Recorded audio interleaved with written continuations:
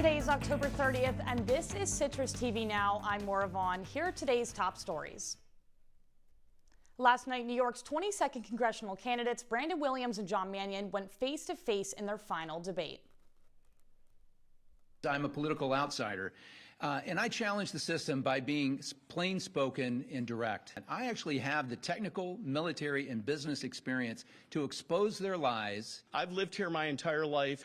This is Central New York. We care about each other. We lift each other up. With the election 6 days away, Mannion has a clear lead in the polls. Last night, he argued his votes align with the needs of his constituents, not political ties.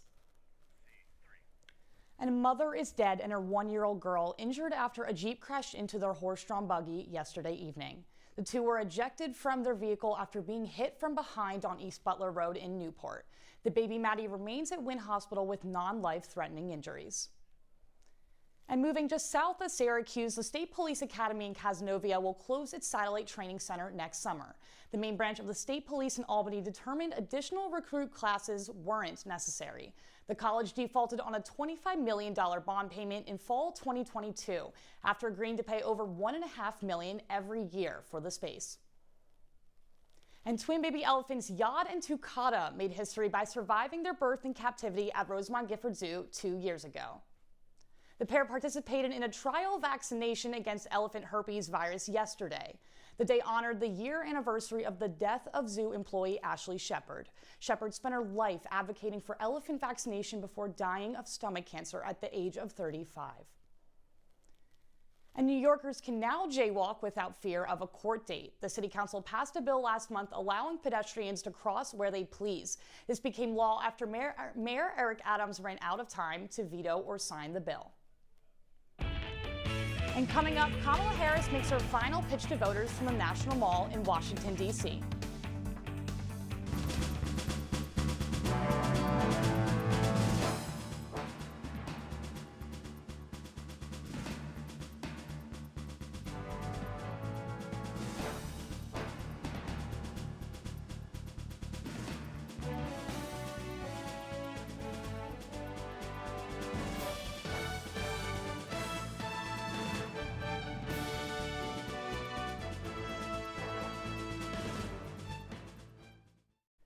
Last night, Kamala Harris delivered her closing pitch to voters on the National Mall, the same spot Trump spoke to protesters on January 6th.